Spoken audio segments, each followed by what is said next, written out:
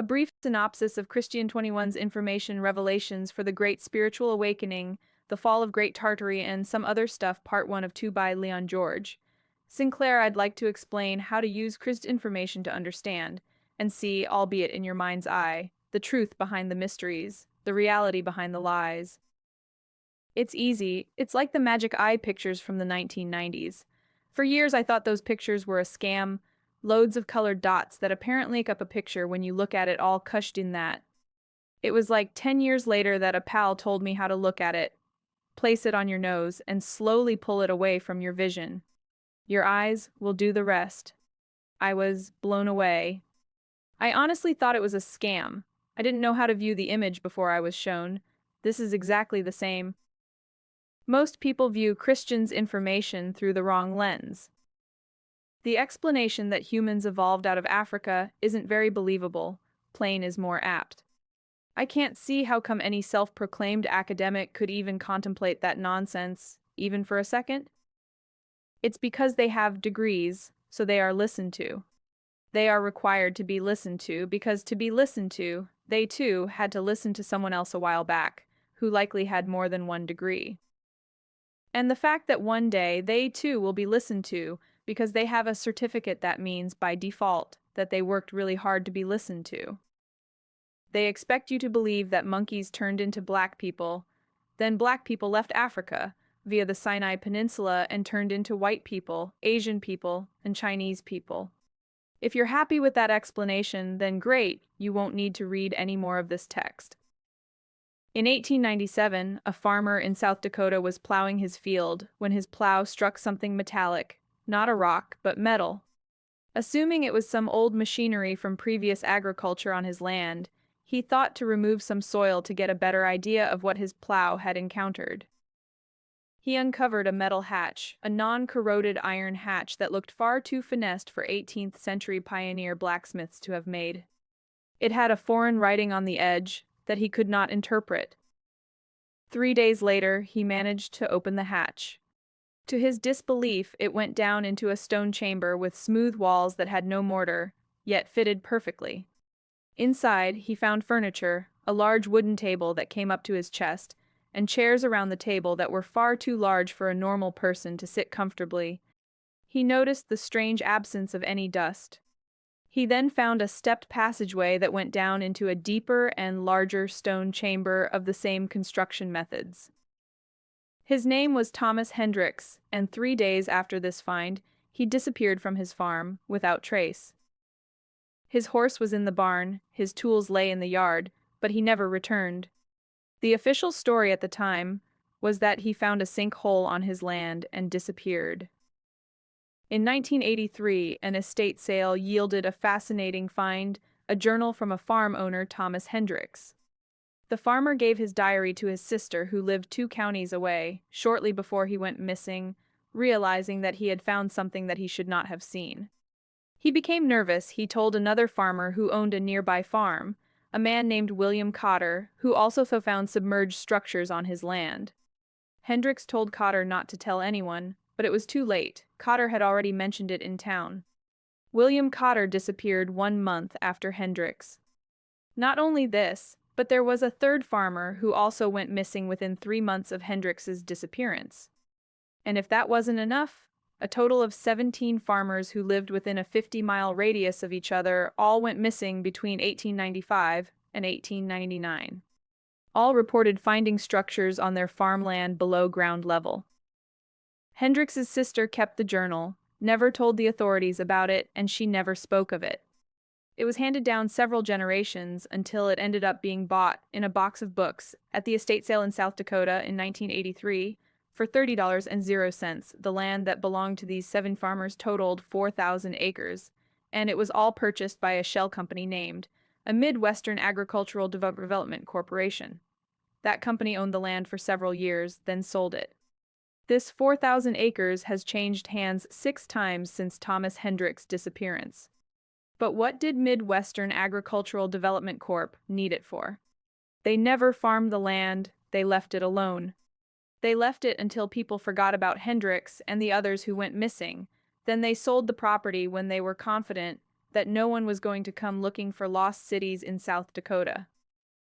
In 1897 in Montana, the new railroad line workers digging a new drain crashed through the roof of a building in a submerged town at a depth of 30 feet below the ground level. Told to go no further and backfill the location, they changed the design of the drainage.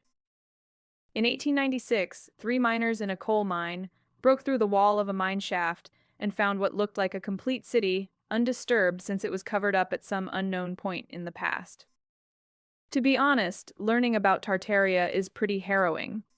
It's one thing to know about the amazing architecture, the free energy devices that they used, harnessing the energy available from the air above us using atmospheric arrays and electromagnetic induction heating systems powered by the augmentation of naturally occurring atmospheric energy. But to place yourself mentally in the mind of a Tartarian, in the era of their downfall, what was done to them over a period of roughly 200 years, it's harrowing, quite upsetting, really. The Tartarian people didn't leave this world angry, they left this world confused, betrayed, and the victims of genocide. They knew why? The last words of the last Tartarian giant say it all. This account was written in a journal of Eor Petrenko, a traveling chronicler of the time, trading and traveling around the area. In his 1909 published book called Folklore Collection, he recounted this story below, but in 1912 it was revised and the part about the giant was removed from later editions because of its unsuitable nature. These giants were known to the locals as the Velitin. In 1865, this huge man was living in the mountains in the Ukraine with his family. Over the years, they would come down from the mountain and trade goods and supplies with the locals. One day in 1865, this Velitin came down to the town on his own. He spoke to a local farmer whose 5-year-old daughter was in the field with him. The giant asked the man where the giant's family was. The man looked perplexed, he wasn't sure. He said, yeah, we haven't seen them in a while, they all just stopped coming. The giant broke down crying in the field. The little girl, who was only 5, was shocked because she had never seen a grown man cry before, especially not one as tall as a tree. The Velitin had realized that his family were all dead, and that he was the last of his kind. The giant lamented from deep sorrow, not anger. He explained that, my people built this world, and we welcomed the little people as our guests, then later as our children. We did all this for you, and you destroyed us and our world. You betrayed us. Like I say, he wasn't angry, he was devastated. He walked off to die on his own. Between 1850 and 1900, there are 47 accounts of giants being taken off to be looked after in hospitals for their own good. Looked after. Strange how not one of them lived more than 6 months in the hospital before dying. None were ever taken home to the mountains. They were all butchered, tormented, and tested on, one can safely assume. In the summer of 1816, it started to snow. Europe was just getting over the Napoleonic War that only ended the year prior. Once the snow started, it carried on snowing for 3 years. This cold freeze was spread between America and Russia, and from Europe to the slopes of Asia. It started in July, in the middle of summer in Europe, when the harvest was ripening. This cold weather forced 10 million people, coverings of square miles from America to Asia, to leave their homes and go somewhere. I asked Google about Irish people leaving Ireland in 1816 because of freezing conditions. Yes, people emigrated or suffered immensely in 1816-1877 due to Ada summer, triggered by the 1815 Mount Tambora volcanic eruption. The resulting climate anomaly caused persistent cold, heavy rain, and total harvest failures, leading to widespread famine, typhus, and a surge in misery. But Mount Tambora on Sumbawa Island, Indonesia, erupted the year previously in 1815. It shed millions of tons of volcanic ash into the atmosphere, and they say that this is what caused the cold mini ice age of 1816 to 1819. But if that were true, the cold would not have started a full year later. It would have set in within 6 months, and it would not have lasted 3 years. It would have lasted no longer than 2 years, at the very longest, and the first year would be colder than the second. But it wasn't. The second year was the worst. This doesn't add up. Also, similar eruptions in size. Krakatoa in 1883 and Ruiz, Colombia in 1985, although a lot smaller than the Tamboa eruption, they didn't cause anywhere near as much chaos that was attributed to Tambo. Their damage was far more localized. It didn't cause 10 million people over several million square miles to suddenly fuck off somewhere else looking for food for 3 years. From the first year's summer harvest, for a full 3 years there were no crops of any kind to eat, and nothing in storage between America and Asia, Southern Europe, and Russia. The first noted mass migrations were in 1816 from Ireland and England. So why didn't we hear about this before? It's pretty huge in terms of social impact, historical significance, migrational impact. But it was promptly forgotten about, not discussed, noted by history, only in the mists of time, as merely the year without a summer. So where did the 10 million people migrate to? Well, with Christian's information, we can go really deep on this one point alone. With the filters of mystery removed from our sight, we can easily and quite quickly see the larger picture here. Many of the Irish went to North America, but there were not 10 million Irish.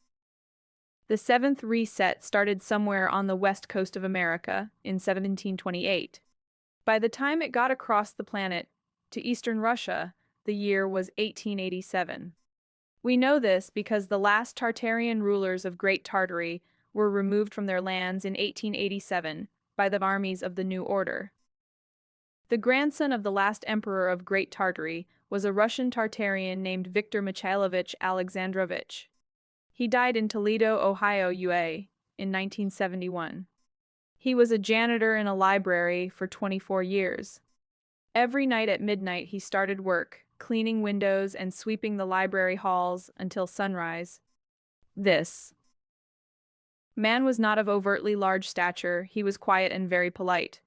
He said little to anyone in the 24 years he worked there.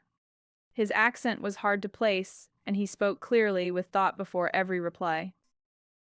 In 1952, a 23-year-old woman started working at the library. Her name was Eleanor Marsh. Victor had already been working there for 5 years when Eleanor started. She had little contact with Victor over the 16 years that followed, but in 1968 she said a man came to the library for 3 days in a row, stating that he was researching the cultural movement of peoples across Northern Europe. Eleanor continued, on the third day, I needed to get some paperwork from the basement storage, and I saw this man standing there in the basement, talking to Victor in a strange language that I have never heard spoken before. She said after the man left, Victor was different. He was white as a ghost when the man was talking to him that day, but after he started making conversation with Eleanor, polite conversation about the weather to start with. Then, over the next few weeks, about Eleanor herself and her family. Victor, realizing that his time was drawing to a close because of the visit from the strange man, he realized that his 60 years of running had finally come to an end. He had a lot to get off his chest, and Eleanor was a good person to unload his story onto, lest he died and his story died with him. Victor's journey had taken him from his home city in Russian Tartaria. In 1887, when he was a small child, his family fled to Austria when the armies of the New Order came and butchered his grandfather and most of his family for refusing to relinquish their sovereignty, technology, and wealth, and because Victor's grandfather, being Emperor King of Great Tartary, would not, as Daenerys Stormborn would say, bend the knee. His grandfather and the rest of the family were executed. Victor fled to Germany with a handful of family members, cousins mostly, then to Austria, then Argentina, then finally to Toledo in Ohio, USA. 205 family members escaped into hiding all over the world. Victor died on February 14, 1971. Eleanor remembers it well because she bought Victor chocolates that day. She said, Victor was the kindest man I ever met. He died in the boiler room of the library, sitting in a chair next to the boiler. He was clutching a letter in his dead hands, a sealed letter.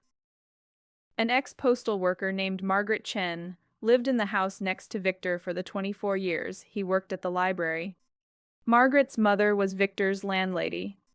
She recounted that he was a well-liked man, kind and quiet, nodding at everyone who passed him. He paid his $28 per month rent on time, in cash every month and kept himself to himself. Between 1968 and 1971, Victor told Eleanor Marsh all about himself and his people. He wanted to leave his story to be retold after he passed away, because there was no one left alive who knew of it. He showed Eleanor a heavy gold ring with the crest of Great Tartary on it. He explained that this ring had been in his family for 400 years. He also had a photograph taken before 1887 of a white city in Russia, with huge domed towers and overhead walkways, an amazing city that is no longer there. He explained, "Hundreds of cities were destroyed." Upon Victor's death, the library called the doctor, who called the hospital, but instead of hospital people, or an undertaker attending to remove Victor's body, men in black suits turned up, showing unheard of credentials, and stripped the basement workshop of all Victor's belongings. They were there for 3 hours in a small room, searching everything. The following day, they went to his digs where he lived at Margaret Chen's mother's home and took boxes of paperwork, books, documents. They even stripped the wallpaper in his room and took that with them. Margaret explained that although they took everything, they didn't find this, proffering a shoebox from her right hand. In the shoebox was the gold ring with the Tartarian crest on it, some photographs, and a journal with maps of cities in the Tartarian Empire now gone, and a list of Tartarian rulers dating back 400 years in complete succession. There were some other papers written in the strange language, and some other personal effects. But importantly, there was a second letter that Victor wrote to a priest in Toledo Church. Victor was not religious, and the young priest by the name of Father Thomas Murphy, who welcomed Victor into confession that day, explained that Victor made it clear that he was not there to confess any sins, but rather there to leave a memory, and a letter that must not be opened for 50 years. The two sat in the rectory kitchen, and Victor explained his story to the young priest, and that his time was almost up. He gave the letter to Father Thomas Murphy, and Father Thomas Murphy did as he was asked, and he did not open the letter for 50 years. Margaret Chen ended up with that second letter. After her mother died, Margaret found the shoebox in the wardrobe, not understanding anything about it, and never hearing about this shoebox before from her mother, or the strange writing in it, mixed with English in parts, Russian, and this strange alphabet. She decided to research the contents of the box, which led her to Father Thomas Murphy, who received the second letter. Margaret had it with her, and it read, "The watchers have found me. There is no justice for a man whose entire world was erased. I ask only for memory." The Tartarian Empire ruled from the Pacific to the Atlantic for 400 years. Our cities were vast and beautiful. Our technology exceeded anything that the world had ever seen. Our people numbered in the hundreds of millions. Then, in 1887, they came, the armies of the New Order. They told us to surrender our sovereignty, our knowledge, our technology, and our identity. My grandfather refused, and so they destroyed us, not just militarily, they destroyed us completely. They burned our cities and scattered our people, killing anyone who remembered what we once were. And then they went through every library, every archive, and every historical record on Earth, and erased us. They made it so we had never existed. Why? Because of what we knew. We had preserved knowledge that those who rule your world want kept hidden forever. I have protected what remains, the sealed places, the hidden archives, the bloodline itself. For 60 years I have been guardian of everything that they failed to destroy. Under this city, there is a door. I have guarded it my whole life. Behind that door is the truth about human history, the truth about what was here before, the truth about what was taken from you. I can't open it, the time is not right, but one day someone will come who can. I leave this letter as a testament for that person, so that they will know that the last heir to the Tartarian throne did not die in despair, he died in hope. They erased my empire, they murdered my family, and they rewrote history, but they could not erase me, and they cannot erase the truth forever. Signed, Victor Mikhailovich Alexandrovich, last of the line of the sun, keeper of the door, Toledo, Ohio, 7th February 1971. Construction techniques. pre-industrial A steam enthusiast, went into an old steam train depot in Doncaster in the UK in the 1990s. He was a keen historian who wanted to get the feel of the place for a book he was writing. He entered this massive space in Doncaster, now disused, with a large spanning roof 47 meters wide and way high in the air, to allow for the construction of steam trains for the Industrial Revolution in the 1800s. In it were high cranes and hoists, forges, and all sorts of equipment used in locomotive manufacture. The first thing this guy noticed, bizarrely, was the floor. He couldn't work out how come it had a tiled Victorian floor in a busy steam locomotive factory handling massive weights that are constantly moving about on the surface all day. He couldn't work out how come the floor was so pristine with no signs of any damage, no subsidence, no water damage visible from steam testing, or runoff soak-away water damage from the machines that would be needed to manufacture the locomotives in the first place. These machines also ran on steam back then, the cranes and winches, etc. There was no watermarks on the walls anywhere to be seen. It bothered him, so he looked into it. What that floor in Doncaster led him to unravel was not only that the floor in that vast workshop was constructed way before the date given in the town hall records, it also utilized highly advanced load-bearing engineering techniques that were not available until the 1890s. Yet the construction date was 1830 from memory, maybe 1839. There was a 3 millimeter tolerance level over something like 15,000 men, two single-floor manufacturing space, and many of the footing blocks were cut so precisely that a knife blade would not fit between them, and most of these blocks were singular granite blocks weighing 4 tons each. That's way advanced for 1830s Victorian England. Victorian floors, even small areas for manufacturing purposes, cracked and experienced subsidence over a short time, with relatively light usage. Also, lifting capacity back in those years was severely limited, so cutting and dressing so accurately these 4-ton blocks and positioning them in the muddy footings, hundreds of them, it was just too unrealistic to brush aside. This revelation spurred him on to look at many other examples all over the world. It's not just the floor that was replicated in almost every major city on the planet, it's also the buildings that sit on top of those floors. Huge expanses covered in one single spanning roof, load-bearing principles in ironwork that was structurally too far ahead of its time, with mathematically perfect interspacing and load specifications seen in countries that we were told had no communication at that time. Almost identical buildings that looked like the same architect had designed them all. What was discovered was that these humongous structures, such as the Crystal Palace in London, Chicago World's Fair, Columbia Exhibition's Libby Glass Company Pavilion, or the Libby Exhibit as it was more commonly known, and hundreds if not thousands of other buildings all over the world, had exactly the same techniques of construction, the same load-bearing considerations, and the same principles of design, with the same support spacing observed in all of these similar designed buildings separated by thousands of miles. The other thing that all these buildings had in common is the fact that they had no architect plans, no designs, no pictures of construction phases mapping the building progress as we see in almost every single other edifice constructed in the same time frame as these same buildings were apparently erected in. There's no costings for materials, no pay dockets for the workforce, just a date of construction. But oddly, many of these buildings have been repurposed, yet all the subsequent work carried out on them indeed has the paperwork associated with it that you would expect to see in a building constructed in this era, or any era after, town hall records and archive documents. Every important building has many records that are associated with its construction, the people who opened it, the newspaper records proclaiming its glory, accidents that happened on site during construction, newspaper articles about it. Yet all of these similar types of buildings are all created in the 1800s, yet there is no proof of this. In fact, to the contrary, there is proof that these buildings are far older than we are told.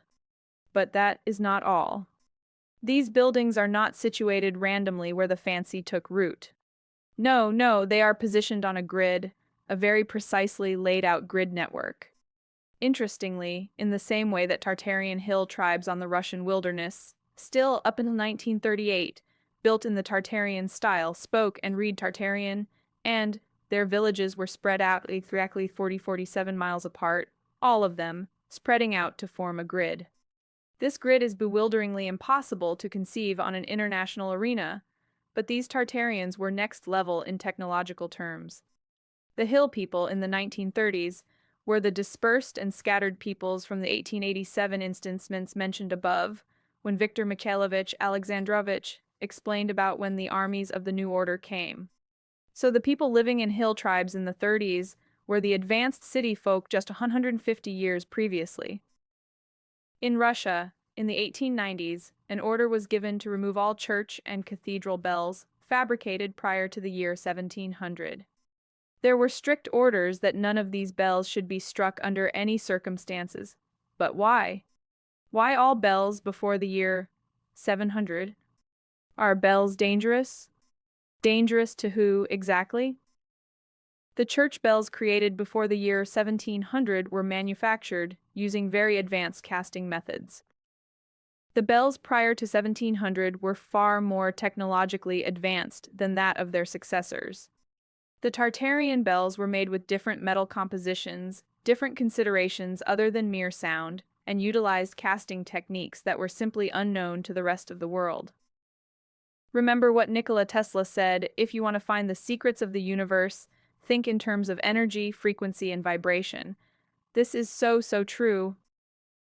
Google Nikola Tesla on 1856, which was then part of the Austrian Empire, now modern-day Croatia. He was born to Serbian parents during a midnight lightning storm, Oe. Born in 1856, so Tesla was a Tartarian, especially coming from Croatia, Tartar heartlands back then.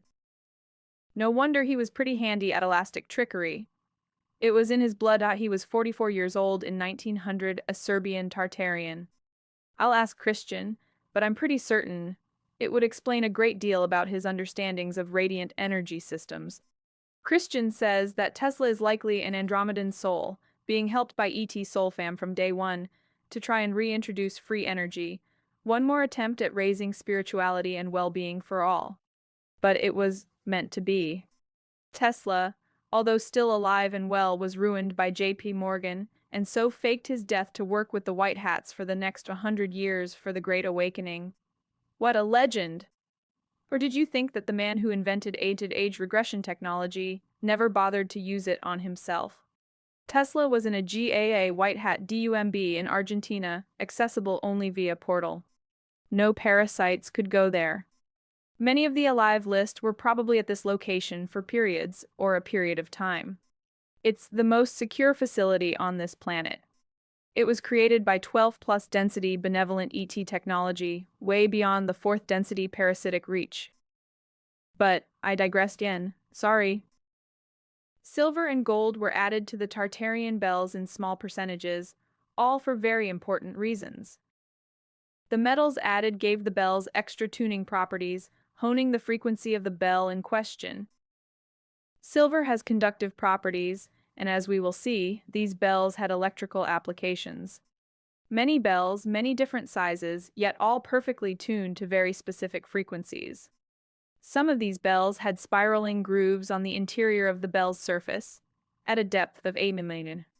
The groove spiraled out at 15 degrees to the bell's perimeter at the bottom of the bell. Sometimes copper wire is embedded into the interior surface of the bell, also in spiraling patterns that emanate outwards to the bell's lip perimeter. Some of these bells looked more like looking at the inside of a jet turbine motor than a church bell, with mathematical principles cast into the bronze bell's interior space, like harmonic resonators. One recovery team of workmen in Russia, tasked with removing bells, thought to take his wooden mallet and tap the bell before removal, just to see what all the fuss was about. The bell rang clear, a deep tone that was felt in the chest of all present. The sound promulgated for a full 43 seconds, way longer than the average 15 to 20 seconds as you would expect to hear in a normal bell of approximately the same size. In the 1930s, packing cases were shipped all over Europe. Inside these cases were 412 kilograms of bell fragments, pieces of broken bells, smashed into roughly sized broken-looking shapes ranging from the size of a human hand to two flat and open human hands packed in weights of 412 kilos, shipped to nowhere from nowhere. The docket merely said, "The decorative acoustic items from unknown Eastern tradition." But none of the boxes had a sender or a receiver, highly suspicious. Even back then, that would not be okay. They want to know where everything is going all the time. They also want to know what it is that they are transporting. But these crates merely had what was inside the boxes, not who they were sent from, neither who was the receiver. These cases of broken bells also had instructions with them. Do not strike, but again, a worker could not resist the temptation, so he tapped the broken bronze bell fragment with his hammer. It hummed, not rang, but hummed for a considerable time. It was also noticed that these bell fragments would emit a faint hum when certain shades of daylight struck the surface of the metal, and also that when struck, localized dust would lift off of flat surfaces when the sound was made. But these were broken bronze fragments of a bell. How can they react to certain shades of sunlight? This is highly irregular. It was also noted that a bell foundry had its work halted mid-manufacture, like the workers downed their tools a few years prior and left. The bells that were half finished in the 1890s had traces of graphite powder all over them. Not only this, but photographs have surfaced from one of the great exhibitions of the time. The photo shows a 1.9-meter bell suspended on a wooden frame that would allow someone to stand under the bell when it was struck. Strangely, there is a thick copper wire seen in the photograph that descends down below the base of the wooden frame into the floor below. A thick copper wire. Interestingly, that photo is a famous picture. But the famous picture has had the bell whited out after the picture was taken at some point. There is only one copy of the original photograph. You can see the faint shadow of where the bell was and the shadow of the hanging ropes. But the bell is gone from the image. These were clearly very advanced bells indeed, and clearly made for more than calling people to worship God on a Sunday morning. If you get a spade and dig 15 to 20 meters below the surface of every single city on the planet, some places slightly deeper than others, but generally speaking between 13 and 18 meters, you will hit the roofs of a lost civilization's buildings. They were not swept away with a river of mud, not sunken into the ground, but covered in soil and material, a uniform covering of dirt and earth. In 2017, in near what is now called Astana, a work digging accidentally broke through the roof of one of these buildings. It turned out to be a whole town, buried 20 meters below the surface. This town had streets and buildings with windows that looked out onto a wall of mud, no broken windows, no structural damage, fully furnished homes, sofas, lamp fittings, tables, and chairs, as if the occupants of this town had just gotten up and walked out. In one area, the cast iron street lamps were still on. It all looked very recent. It did not look as if it had been there hundreds of years. The way that history and culture are handled is extremely clever and convoluted. Making good use of the generational gaps and short lifespans of no more than 100 years tops, the rulers of this world were able to wax and wane their own cover stories, to explain to everyone the history that they wanted us to believe in. We weren't there after all, so we have to believe the experts in all fields regarding shit like this. I mean, they are experts, so they should know. I am expert in cannabis, so I know all about cannabis, same with historians, yes? Sorry, but it's not like that in reality. Let's look at the Dark Ages, so called because not much was known from that era. Google says, the Dark Ages is a deprecated, often misinterpreted term for the early Middle Ages in Western Europe, roughly 500 to 1000 AD, or up to 1066, following the Roman Empire's fall.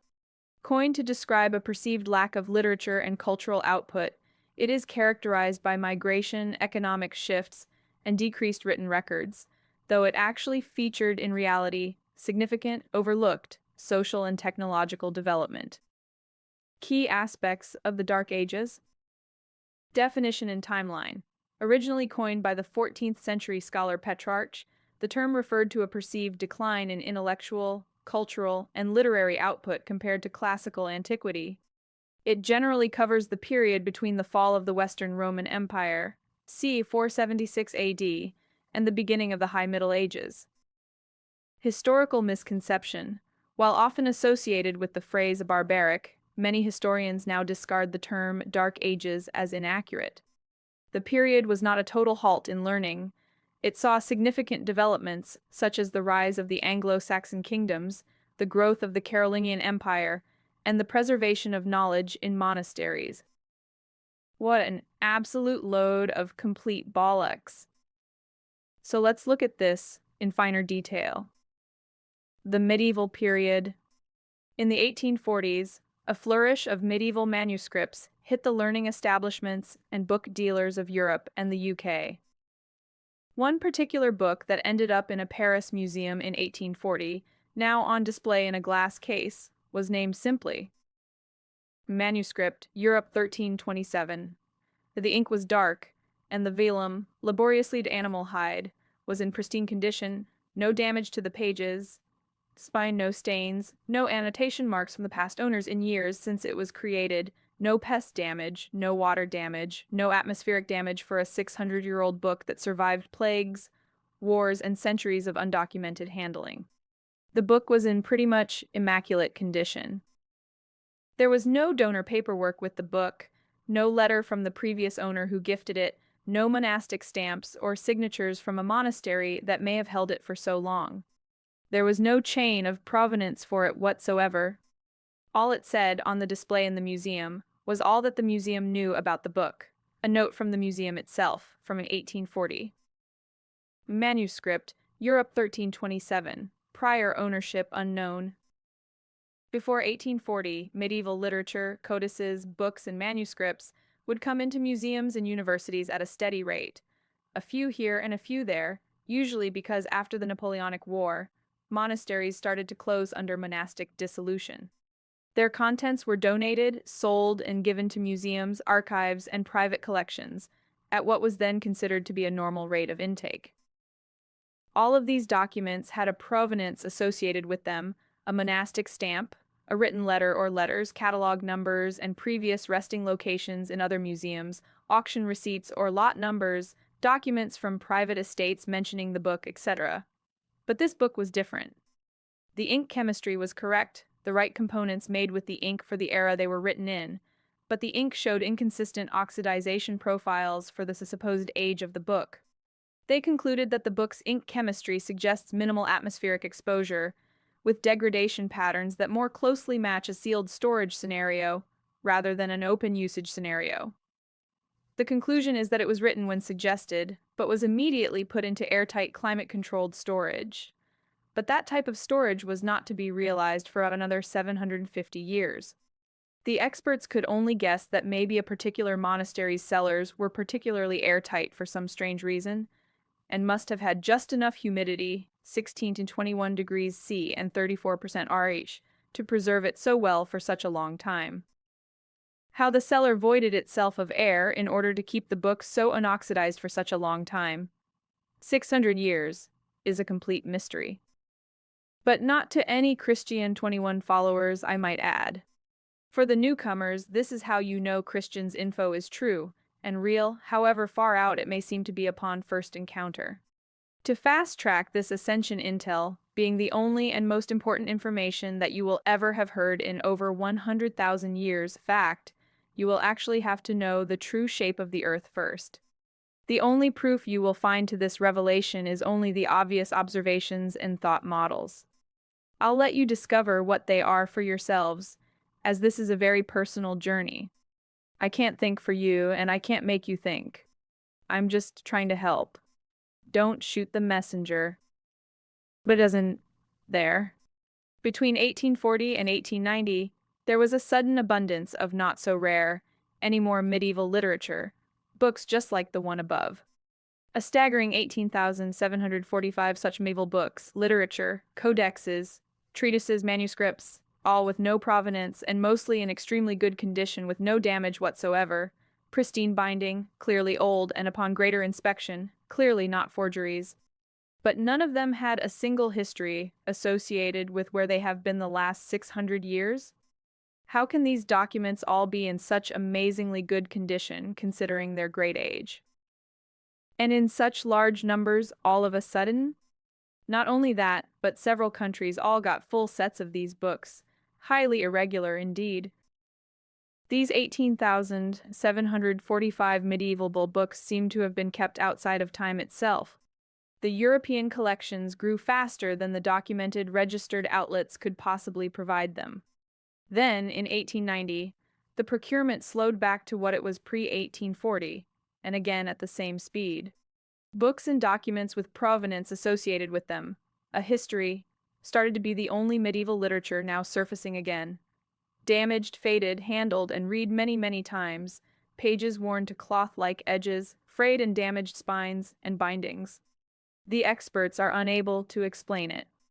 A clustering of pristine medieval literature, dispersed all over Europe in a 10-year window, all with no provenance and no chain of custody or ownership, no monastic stamps.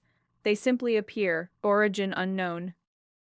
Further scrutiny shows that these works appeared in 3 waves over that 10-year period, 3 distinct clusters that hit the whole of Europe at the same time. For instance, medieval works were showing up in Spain, complete sets of a nature discussing particular topics, and in Prague, different complete sets discussing different, yet specific topics, surfaced at the same time as other countries saw similar numbers of previously rare books. None of these books had a single line of provenance, not one. They appeared as if by magic. In those 18,740 books was a complete and detailed history, names, places, conversations, songs, explanations, battles, kings and queens. All the societal expectations that we come to know of regarding the Dark Ages, preferred to be called by historians these days, as the medieval period, were detailed in these texts. The Resonating Army will get this immediately, same as I did when I saw the documentary on it. Exactly the same scenario as Nicholas Copernicus with his heliocentrism, and the Piri Reis map and its counterparts by other cartographers of the time. Almost perfect outlines for the coast of Antarctica, when no one could have seen that coast to map it, as for the last 10,000 years it has apparently been mostly covered in thick snow and mile thick in some places. Apparently, so they say. So how would someone come into possession of maps that show an almost exact representation of its complete coastline? Obviously, that is also all complete bollocks. Lies, lies, lies, because the coastline of Antarctica is actually an ice ring that surrounds the planet, the Arctic A-circle to be precise. It's not a large island somewhere antipodal-ish to us here. There is no antipodal or antipodian. That's bollocks too. To be perfectly honest, after 7 years of dedicated research non-stop and finding Christian 4 years ago, one can only conclude that we have had the absolute piss taken out of us in the worst imaginable ways possible. For thousands of years. So it is very safe to assume that everything is, in actual fact, a complete load of utter bollocks. That is my highly unprofessional, yet very accurate, opinion. It's the same scenario as they used many times already. Same as these medieval comics. They were written in the years stated 1327, 1420, 1380, etc. So all the composition of these documents, the age of the vellum, the ink chemistry, the binding techniques, etc., was all perfect for the date stated, because that is the date they were created in, but never to be released back then during the Tartarian Empire's greatest days. Everyone would laugh at the junk books, silly babies comics, because they were being saved for the future. They were not contemporary works of the medieval literature. These books were the new lies for the new reset's paradigm. Our paradigm. No signs of usage, handling, reading, annotations, remarks, provenance, complete work spanning the whole medieval period, just appeared out of thin air, unknown origin, 18,745 volumes in just 10 years. To understand this type of intel immediately as you encounter it, even as a newbie with no prior background in anything to do with the medieval history in general, or 13th century politics. Christian 21's intel makes this information quite transparent. These books, penned when stated, were the new narrative, penned 600 years before they were required. They needed to be penned 600 years prior, because the parasites knew that they were going to remove 1,000 years of your history at the end of the Great Tartarian Empire. And they needed to replace that 1,000 years with a story that showed a semi-tangible ascent from apes to civilization, forming human societies with complex cultures. So they started writing the story 600, now over 700 years, before it was needed. They did this because they were well aware that in the future, mankind would be able to test the age of manuscripts by chemical and technological processes. The fact that these books, most of the 18,745 items, were in pristine condition, having had to be stored in an airtight climate-controlled environments, obviously points directly at parasitic or bloodline member storage, maybe in Venice or the Vatican, maybe. But wherever they were kept after being written and bound, they were held in the perfect environment for the longevity of all of the component materials used, integrity over what is now 700 plus years. They needed these items to age correctly, which meant writing them 700 years ago. That's pretty easy to understand. There's no mental gymnastics required to unlock progressive thought patterns off the back of that, is there? Continued. 2. Leven Leon Tartary Parton.tsp Leon Tartary Pron 3 11 26 1 26 p.m. page 11.